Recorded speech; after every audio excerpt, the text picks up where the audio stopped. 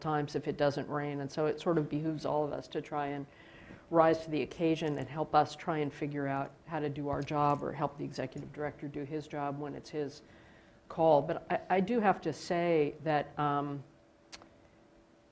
was very impressed with how people rose to the occasion during this on all sides, the fish agencies, the projects, our executive director, and many of the stakeholders in a way I actually hadn't seen in earlier conflicts. And I'd like to think that's not just because we were facing a crisis that was much bigger, and that can tend to bring out the better angels of people's nature, but I think folks in the dialogue have matured somewhat. And I just want to thank those folks who helped a variety of folks make decisions in a way that acknowledge the pain all around that comes with a drought. There are still issues out there we need to deal with. Some of them are involved with us, some are involved with other parts of the administration, some with other parts of the state board. And so I think a lot of the comments and a lot of the discussion today will help a lot of us be smarter, maybe more empathetic. Not that we're lacking in empathy, but actually just know more stuff to bring into the dialogue for the next year. And I do want to remind people that this was very much an emergency pacing this year. Hard to underestimate, but next year, if it doesn't rain, will also be an emergency, but we do have the benefit of having more dialogue and thoughtful discussion, and the benefit of the great ideas that people can bring to problem solving when given an opportunity. So look forward to this next year.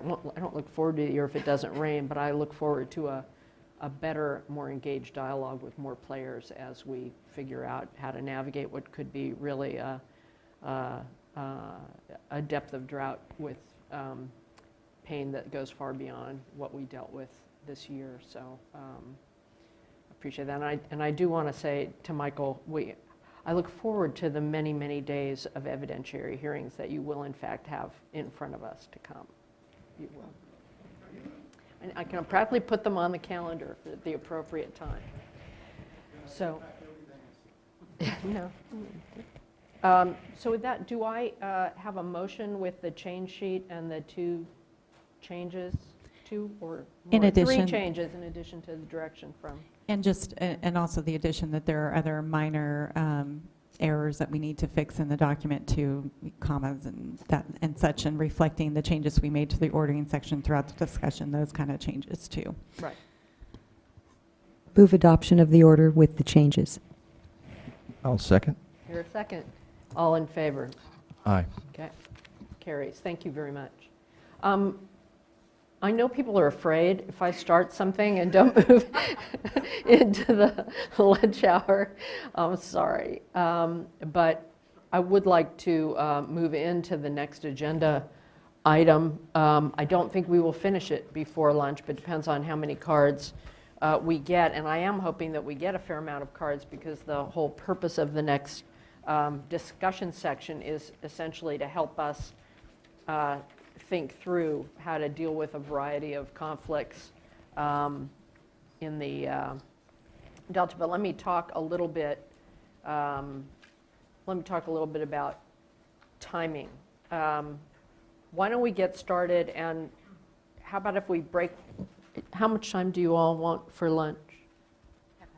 Half hour enough to actually get food? Okay. So why don't we go to 12:30, and then we'll break between 12:30 and 1? Okay. Good. All right. This is a workshop, and I have an opening statement that I need to read. Good morning. And welcome to this informal workshop to receive comments regarding the recent allegations and legal theories concerning the source and quantity of water supplies available for diversion and use within the central and southern delta. The workshop is being held in accordance with the public notice dated September 5th, 2014. Today we would like input on, first, the processes available to the board for determining the legal and technical issues related to the sources for the diversion and use of water in the central and southern delta, and number two, whether the diversion information required in the draft order in conjunction with the information submitted pursuant to the Delta Temporary Urgency Change Petition Order is sufficient for the board to determine availability of water in the central and southern delta. This is an informal workshop only. The State Board will not take any formal action today. There'll be no sworn testimony or cross-examination of participants. The board members and its staff may, however, ask clarifying questions of speakers. The board anticipates this workshop will lend clarity as to what kind of subsequent processes should be used to resolve allegations of potential unauthorized diversion of stored water in the Delta, as well as clarify the information needed for curtailment in dry years. We're broadcasting this workshop on the internet and recording both audio and video. Be sure you speak into the microphone. We'll begin with an introduction from State Water Board staff, followed by comments from the public to ensure a productive and efficient workshop and ensure that all participants have an opportunity to participate. Oral comments may be limited to 5 minutes. If you intend to speak today, please fill out a blue speaker card and give it to the clerk. If you're not sure whether you wish to speak, fill out a card and mark it if necessary. Take it away. John, it's you're laying it out. Well, good morning still, board members. I see that as a personal accomplishment. I figured you would. I can't take any credit for it, but I'm going to make a small presentation on this, if I could figure out how to use the clicker. Turned it off. There we go. Okay, the purpose of this workshop, I'm just going to go through this, is to receive comments and discuss the best process available to the board to address the recent allegations and legal theories regarding the source and quantity of water supplies available for diversion and use within the central and southern delta.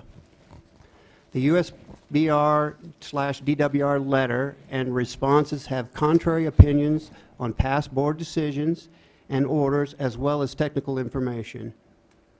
This workshop will not resolve competing opinions, but can identify the process that the board should consider in making final determinations on the legal and technical issues raised.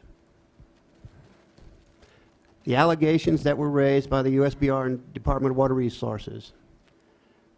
Diversions by riparian and pre-14 water right claimants in the central and southern delta contribute to additional losses of stored water due to depletion. These diversions further complicate water management in the extreme dry years. In this extreme dry year. When water quality standards are controlling water project operations, any diversions of stored water by these diverters result in additional releases of stored water or reduction in project deliveries and require a trade-off in the protection of beneficial uses. So those were the allegations of the department's letter. Stakeholders that had responded to these allegations, I believe we received 9. We received one from the State Water Contractors, Westlands Water District, Bannock-Abona Irrigation District, Westside Irrigation District, Patterson Irrigation District, and West Stanislaus Irrigation District, the South Delta Water Agency, the South Delta Landowners, the Central Delta Water Agency, George Hockman for the Reclamation District and landowners of the Delta, and the California Sports Fishing Protection Alliance. They supported the Delta diverters position and alleges illegal diversions by the USBR and State Water Project. This complaint also relates to USBR diversions at Friant Dam, and we will be treating that complaint separately from these issues. Important issues. Under the workshop notice, staff identified some important issues that we felt were the subject of the letters. Is any of the previously stored water released by DWR or USBR from Sacramento River reservoirs available for appropriation by diverters in the central and southern delta? This is the same question that Mr. O'Loughlin addressed in the previous proceeding. Does the connection to the delta to the ocean provide additional water to satisfy water right demand in the central and southern delta? If so, is this water subject to or available for appropriation or riparian rights? Are there any other sources of water available for appropriation or riparian rights in the central and southern delta other than contributions from the Sacramento-San Joaquin watersheds?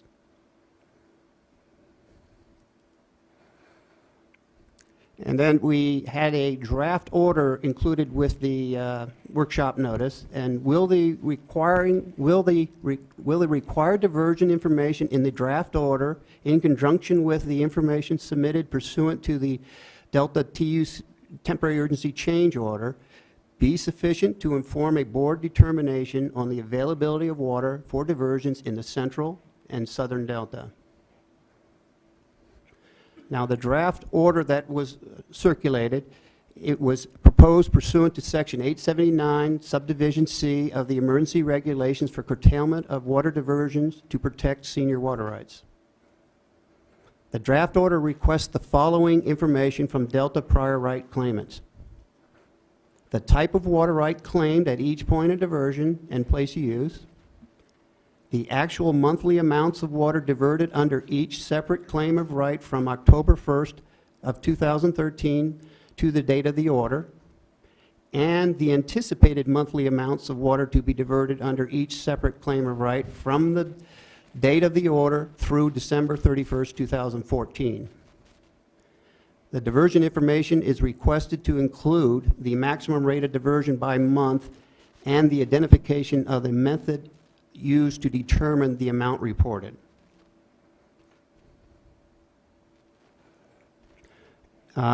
Based on the circulation of the workshop notice, we received 12 written comments from the department and the Bureau, the state water contractors, the California Sports Fishing Protection Alliance, Central Delta Water Agency, Delta Wetland Properties, Woods Irrigation Company, West Side Irrigation District, local agencies of the North Delta, Negley-Burke Irrigation District, North Delta Water Agency, South Delta Water Agency, and South Delta landowners. The first two commenters, the state water contractors and the department, supported the draft order. The rest of the parties did not. So we were thinking that this staff would just be available for questions on this and open up the workshop for presentations by the public. This is David Rose, Office of Chief Counsel. I wanted to add one thing that's probably obvious to all of the board members. John O'Hagan and Yvonne West from the Office of Enforcement generally are separated staff, not advising the board on matters that come up in adjudicatory or quasi-adjudicatory proceedings. I've also been in a prosecutorial role for a number of in-Delta CDOs and enforcement proceedings. So none of us are going to be advising the board on anything having to do with any of those proceedings. So I'll just get that out of the way. So if we have a legal question, we should go this way. Well, I am not inherently a prosecutor on all matters. I won't advise on anything I have worked on, so I can answer them, but Michael could always answer anything you want, I'm sure. So All right. I just wanted to clear that up No, as we thank started. you. Thank you for doing that, and I think, oh, and there's Andy. Just to follow up on that, if there is any kind of an adjudicative proceeding, like an order is issued and there's a petition for reconsideration, then it is on, it's just not, You got to get close to yeah. it. The point is, if there is an adjudicative proceeding initiated, the ex parte rules will apply, and therefore outside, in a public context, you can ask anybody a question, including prosecutorial staff, but if you ask for legal advice outside the context of a noticed public meeting like this one, you shouldn't we be won't be able talking to with talk to these them. staff. You can direct it to Michael or me, and we'll assign an attorney to work on it with you. Okay. Yeah, there's not going to be any ex parte issues here Here, in a 'cause public we're all meeting, here. but I wanted to highlight the separation issue at No, the no, very that least. always requires, I need remedial 3x5 cards on who you can talk to when, so that's helpful to know. And I know a number of people, what? You want me to share them when I get them? Right. I'm going to do a whole wallet set, yeah, laminated. We do have Michael on speed dial, so, yeah, I think what will happen today is interesting, people are of different minds about the workshop value, and I can have different views of it depending on the workshops that we've had, but I know some people are much more comfortable with us proposing something and then being able to say what's wrong with it, or have us try to do the thought. Historically, I've just liked asking folks. Sometimes people offer, sometimes they don't. I think in this case, folks have come up with a whole host of different views that it's a helpful way for us to think about it. I prefer being able to not only read that, but also hear from people as we think about what we might do. I just think in the long term, we're going to make more thoughtful decisions, and these are a lot of issues on which many of you, I've been around 30 years off and on, many of you have been around 30 and 40 years continuously, and I think, at least speaking for myself, my objective is to figure out how do we move the ball forward in clarity and decision making without having folks just repeating themselves louder and slower over and over again. Not that I don't enjoy that, the people, I just think I'd like us to be able to move forward and make some decisions that are helpful for everyone in being able to move forward. But having said that, there are multiple ways to move. And so we really are looking for your best thoughts. And that's the spirit with which we're holding this workshop. And I hope that's the spirit that you're bringing to it. And we'll see at the end of the day. All right, why don't we go to the speakers?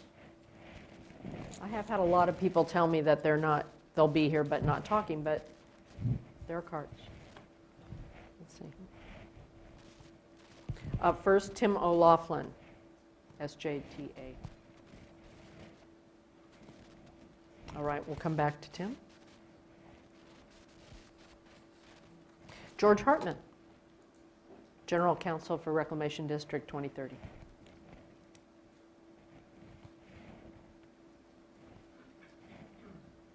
Good afternoon. My name is George Hartman. Hi. Hi, nice to see you again. You too. I'll try to be brief, very brief.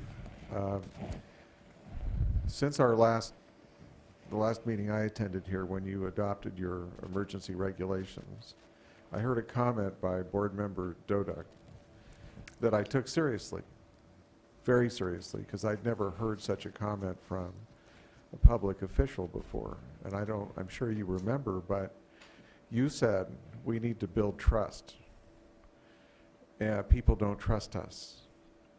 And we need to get out and build trust. Well, I took that really seriously. And I went to work trying to build trust. And I went to work trying to demonstrate to the best of my ability and our ability that at least as to the Delta, it's a little different than most people say it is in terms of how the plumbing works, the water.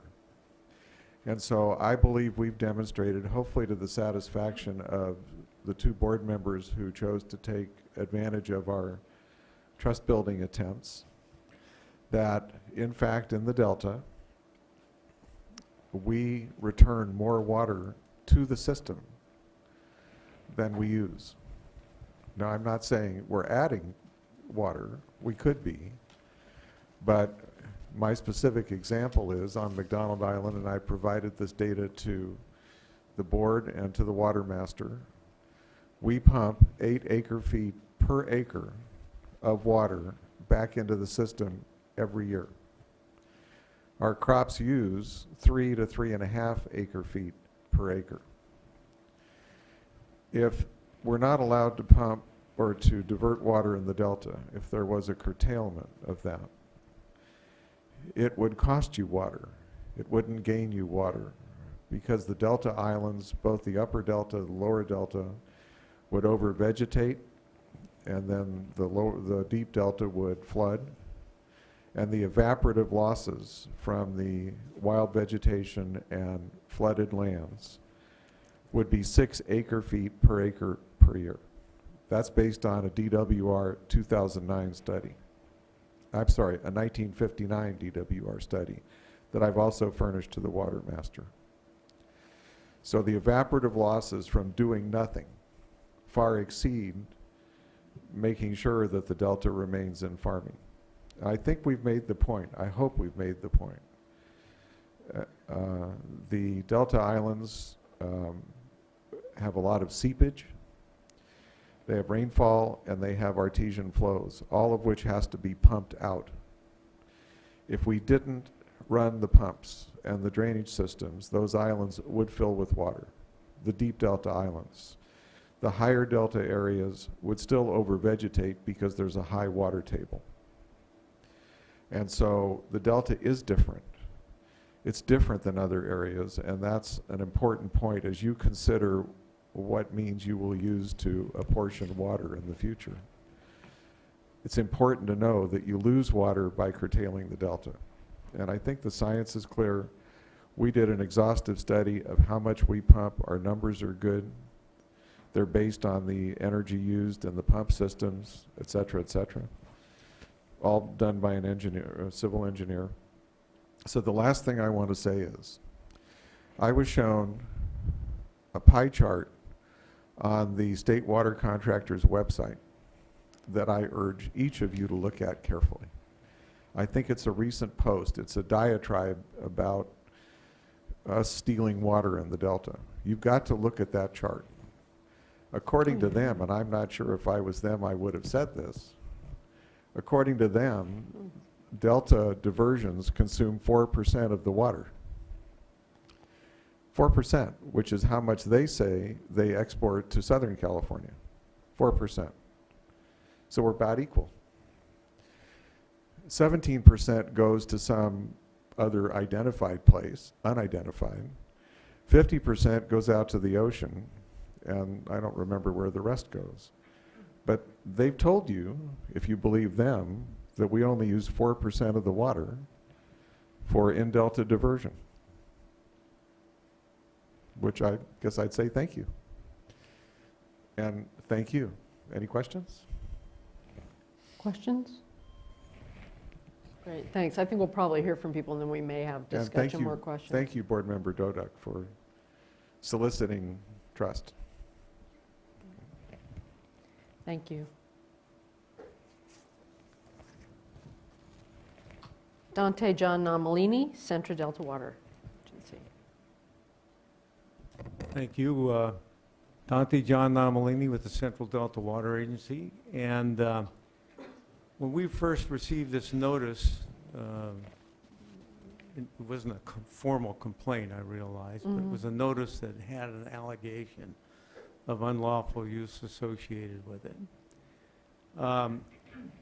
I viewed it as just somebody kicking us around unnecessarily, which I'm used to after 46 years dealing with this subject.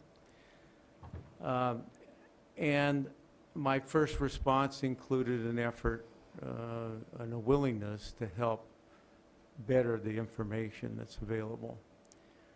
We have done our best, I think, to produce good quality information in our reports based on consumptive use. The reason we focus on consumptive use is that the input of water in the Delta is not really what comes through the siphons and the pumps alone, but a vast amount is due to seepage and other factors that we don't control or don't have the capability of measuring. And even if we went to a measuring device on the siphons and the pumps, we would have to use some consumptive use estimate in order to evaluate what our use is. So we made a good faith effort there, and I think we've produced pretty good quality information. There is some improvement that we can do to get more real-time information. And the Delta Protection Commission received a grant from one of your departments, either you people or the DWR, to do a study to utilize the satellite information that's available almost on real time and compared it to the consumptive use model of the Department of Water Resources and the Bureau and to the consumptive use information that we produce through our reports. And it's very close together. So if we want to do something that I would think would be helpful to the projects, in terms of our consumptive use, which I think is not a net demand on the system. I agree with George Hartman. We're actually saving water, and if we let these things go, we create more problems than are going to solve problems for the project. But we could move in that direction, and maybe it would be a good time. It's hard to do these fights in the middle of a drought, and I hope you've seen a reflection of my attitude, even though I have substantial gripes about the projects not planning in advance to meet these 6-year dry cycles or whatever. I've laid the swords down, kicked them in the back of the room, and tried to participate here in an atmosphere. Let's try and work our way through this mess as best we can. So I've resisted the slap in the face that came from that notice, but I recognize it was not a formal complaint. But if we're going to get into the legality of water use in the Delta, the burden of proof, in my opinion, is on those who commingle their water with ours. Now, we can't separate this water. This water gets commingled right from the get-go in the reservoirs. You've got natural flow that's carried over from a period of time before. Perhaps it's stored water. We'll treat it as stored water. And then we have the current situation of flows coming in from springs and all this stuff. It's all very site-specific and complicated. And when we talk about releasing water to maintain Delta water quality standards and saying that that's not available for anybody else, well, it's mixed. And there's natural flow in the system at almost all times, to some degree. So segregating that is a complicated process. The law says that those who commingle have the burden, because it is very complicated. And they take that burden, and it falls on them to demonstrate that they can extract that without depriving the water right holders, the others, from taking their supply. Now, in our view, the Delta never runs out of water. There may be some circumstance, an edge someplace where the channel silted up or what have you. But this was never questioned over all the years until this recent letter. And whoever wrote the recent letter, I would assume, has no relationship to what actually exists factually and to the past. And I've submitted in my comments, you know, the DWR acknowledgement that the Delta has quantity. The issue has always been the quality issue. And that's where we negotiated for years over that. The statutes provide that the projects must provide salinity control. The question has been, well, what do we pay for or not pay for? We clearly think the law provides that if we can get a guarantee from the department and the Bureau that we will be assured of quality, that we'd have to pay for that guarantee. But if we live with whatever you set based on public trust or whatever your functions are, or we get the secondary benefit of water quality at the pumps, we think that's the legal mandate on the projects to allow us to do that. And the reason the statutes have salinity control as an obligation on the projects, and the provision that if you export water, you have to first make sure the Delta has an adequate supply, is because the projects store our natural flow during the winter and the spring. And if you take all the water away from us in the winter and the spring, the Delta is not flushed and freshened. So the statutes have provided the obligation for salinity control as an offset. And we just take Friant. They took the whole San Joaquin River flow from up above south. That was one of the reasons that salinity control was integrated into the Central Valley Project as an obligation. From a pure legal water rights standpoint, I view that as a kind of a physical solution. In other words, the law should not say you can't store water in the spring just to keep the downstreamer protected, and therefore the balance is we protect water quality in the summer. And the statutes have done that. So we think the statutes are there. If you want to get into the legality of our diversions in the Delta, we think it's only fair that we get into the legality of the water operations of the projects. You know, what is their stored water? What are they entitled to? I don't think they can claim water that they stored in violation of their permits. And I think that's all a very important part.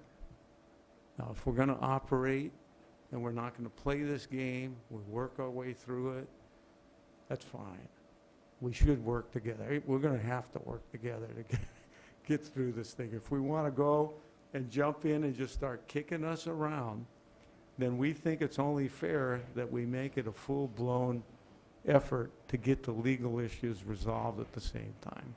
And I would suggest that it be bifurcated, and that the first proceeding be focused on the project's entitlement and their obligations. And then once we establish that, we get an idea what that is, then we look at how the Delta functions. I think that the Delta functions are pretty obvious, except for the modern letter that we got from the department and the Bureau. Sounds like these people, I know they weren't there 46 years ago, but they could have read some of the past information, but maybe they haven't, and they're not in touch with it. So I would say it should be bifurcated. And if we wanted to short circuit it, I would prefer that we all sit down and put down all these issues. We may not agree with them, but we put them down, and then we take them to a court. And Oh, we that's what say, you're saying. you conduct the evidentiary hearing, you decide the legal issues, and then we take them on up and we get them decided once and for all. These issues aren't new, and your past boards have dealt with it and have concluded and put the obligation on the projects.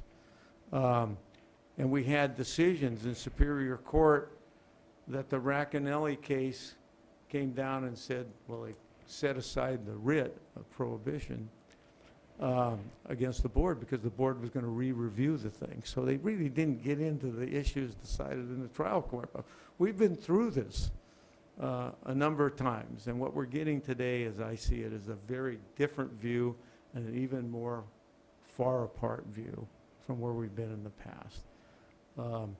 Anyway, you're the dictator to this process.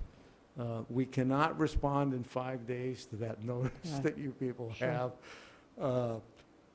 I don't know what we're going to do to give you better information. Our projections as to the future, you know, are difficult. It depends on what the weather is and what the farmers do and this and that. But in terms of getting more real-time information, I really think it would be worthwhile to get the satellite information tied in so that everybody has that firsthand. That model that DWR is not off by much. We don't vary by very great percentages. I think the errors in measurement are probably, equal to what we do here. So I would like to work or help work in that direction if we want to do something positive. It's going to take a little time to do it, but I think that might be worthwhile. But Can I ask another question? Peril of always asking a question you don't know the answer to, but it's always a good time to ask a question. One of the things that folks have raised in the materials we have are not the physical reality. I mean, some people have questions about the physical reality of what would happen. They're jumping to what would happen in a curtailment, or the pumping amounts. It's the fact that the water rights submissions are all very similar, and they say riparian or pre-14 Right. 1800s without Well, we differentiation, put which people, let me 1800s. just finish. That makes it challenging to figure out if we were Yeah. in fact going to do a curtailment according to Hoyle, how we could possibly do Well, it with that broader the range. The riparian's hard to see, the appropriative is harder. correct. We put down 1800s with an S, and your form rejected the S because it only had room for 4 digits. So it's in the 1800s that the Delta early reclamation took place and farming and use of water took place. The exact time is difficult to prove up and our attitude was we didn't want to give up any rights without proof or a basis to give those up. And how we get to all that is going to take detailed investigation and factual effort, which is specific to particular areas, and we haven't done that. It takes time to do that. It's hard to do, and we were trying to avoid relinquishing a claim for clients without a basis. So that's why we did that. We have not come forward and said, stop all the pre-1914 water right holders upstream. We haven't filed any complaints. We haven't done anything with that to challenge anybody else. We've tried to preserve our position. How we get to all that is difficult. Right. No, it's just a question that's been raised because there are people throughout the 1800s who have not even perfected, but who do have data about their rights by year. So were we going to do curtailments? Right. Well, we wouldn't suggest you curtail them for us. We have water in the Delta. Timmy creates these other issues as he speaks, but he generally agrees that we're at the end of the system, that we really don't affect anybody upstream. It's if the water quality requirements are greater, the releases for water quality are greater because of our effort, that's how they might be affected. And that obligation for salinity control is on the project. So you're saying it goes to the legal questions first? Yeah, and I'm just saying we don't hurt anybody by our allegation of that pre-1914 allegation. Now, if you curtail people upstream to protect our pre-1914 claim, then yes. Right. We've tried to explain to your staff that the 1800s were exactly as I explained to you what they were. We did not ask for somebody else to be curtailed before us. Thanks. We may come back. Yeah, I'll Did you stay. Okay, I know you'll be. You better be here. All right, thank you. Thank That was a you. good start. I'm glad you were towards the beginning. John Lehigh, Department of Water Resources.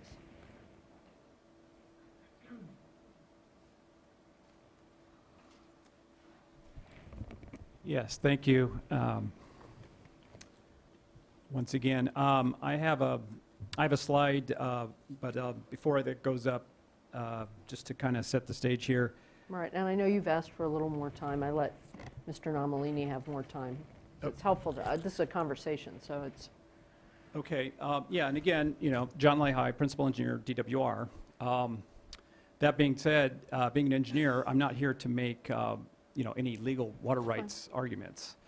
What I do want to present is maybe some of the consequences of not having more real-time information as it relates to the Delta.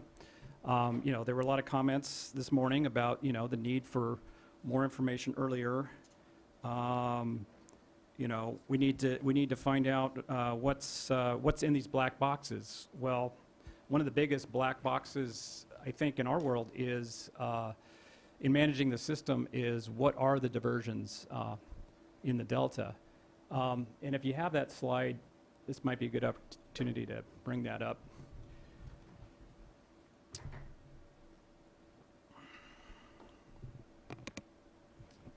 Okay, thank you. So this will give you an example of some of the struggles, and again, we all want more information, and part of the modified TUCP order is asking for additional information in scenario planning, and we're looking at what amounts to worst case planning. I think that if you look at what we observed, especially the first 4 months of the year last year, that was pretty much worst case with regards to the amount of natural flows in the system. What you're looking at here is a hindcast of the actual historical EC readings at Jersey Point, which is one of our are key locations in the delta for measuring salinity and for salinity management in general in the delta. What we also have is the light black line is the results of our DSM-2 modeling tool that we use to help manage the system. And so when I say this was hindcast, so we've used all of the inputs into the delta model were the historical inputs. So this would include all the flows coming into the delta on the Sacramento, San Joaquin, East Side streams, the stages, the actual stages that we saw at Martinez in the bay, the actual water quality conditions at the boundary conditions. And the biggest unknown in the modeling effort is what are the consumptive uses in the delta? Okay, that's the big black box I'm talking about. And you know, the model does have certain assumptions in there from land use surveys, and it's the DICU model that's used to estimate what those uses are. And if you can see for much of the period, say from February on through June, even capturing that as salinities increased in June, the model did pretty well. What it didn't pick up very well was the January period. And, you know, so the January period, there was anecdotal reports of additional diversions occurring. You know, not surprisingly, because of the dry conditions we had seen, this was unusual amount of diversions that took place in that January period, early as December into January. And there were pretty extreme changes to the salinity profile as a result. And so what you could see is our managing tool, which was DSM-2, was not picking up what the model was telling us with, you know, 5,000 CFS outflow, less than 1,500 CFS export. We should not be having salinity issues. But what it was not picking up was apparently, in our judgment, is higher than assumed delta diversions, which was causing actual lower outflows than what we would anticipate. And so that caused the big spike that we saw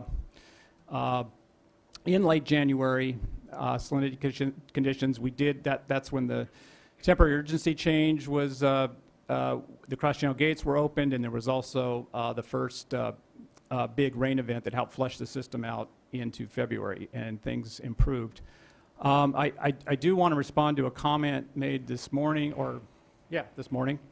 about the bay moved into the delta as far as salinity conditions are concerned. If you look at the historical data, doesn't really bear out. We were managing the system if indeed there was negative outflow for a prolonged period during the summer. You would not have seen salinity conditions at this level. It would be basically unusable water. So that would indicate to me that alternative methodologies put forward, they've got some issues associated with them as well. But so I just wanted to make that comment in the context of a comment made this morning. So anyway, this is just to generally give you an idea of the usefulness of having more information. We all want more information, and I think for us to manage the system, we need more information about every part of it, because there are significant effects associated with every piece of the puzzle. How would you factor in what Mr. Hartman and Mr. Nomalini talked about, which is the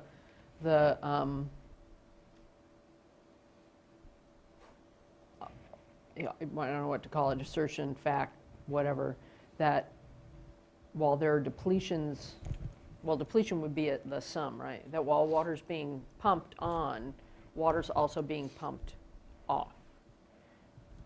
I don't know if the water being pumped off is saltier, which might have an impact on salinity, but how do you account for that based on, I know DWR has looked at that in the past. Yeah, I mean, I think that's an interesting assertion. Again, yeah, I think it would have to be looked at. I'd keep an open mind as far as, you know, the validity to that. I don't think that changes the need for real-time significant changes in diversion patterns and how that may affect the system. That's the point that I'm getting at. Right. You'd But- kind of need both, though. You wouldn't just look at diversion and then Well, close your yes, eyes and to I- what's pumped back. And I think based on how the performance of the model in most of the year, I think we've got that dialed in pretty well as far as what that net delta consumptive use and the exact mix of how much is that seepage versus return. I don't specifically have that knowledge, but it's been built into the assumptions on the development of the DICU, and it appears to be performing rather well in what would be more of a typical diversion pattern. But those areas that are outside the norm, you know, and maybe some of the scenarios that we would need to plan for, that's where we're lacking in information. And I will make one comment. You mentioned Dante Nomalini's comment this morning, or just a few minutes ago. So during this January period, we were making even just the minimum flows from the reservoirs was at times greater than the natural flows. So even the minimum flow requirement was greater than natural flows that are actually coming into the reservoirs. In fact, there was an increase at Shasta during January of increase of stored water releases to meet, you know, we had to react to the observed flow. Our modeling is telling us it's not going to be a problem, but of course we have to respond to actual conditions. And that was one of the responses that took place, was an additional release of storage releases from Shasta. So that's an example of some of the consequences that occur. You look like you have a question. What's your, are you familiar with the satellite information on consumptive use in the Delta? I think it is DWR. Yeah, data. yeah, I am not personally. I'm sure there are others within the department that are, and I think we definitely should take Mr. Nomalini up on that offer if Okay. others have not already. That would be a good I thing. think it's Janine Jones. Yes, okay. Janine knows all. She does. Yeah. Have you, and again, it appears to me, this may seem obvious, that the department and some, at least, let's say, Central Delta, presumably other, do you regularly sit down and talk about this stuff? Or did that stop 2 decades ago? What was, I mean, I realize some of this is Not recently. social work.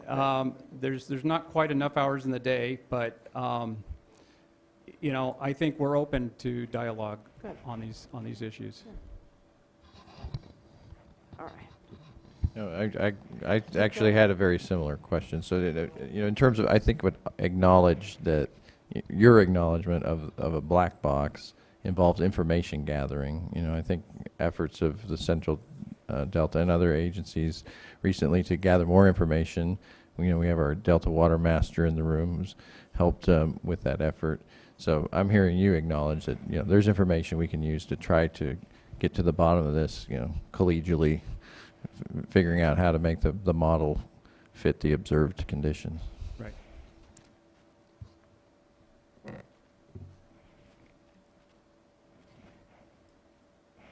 Well, it's lunchtime. Okay. I'll be in trouble if not.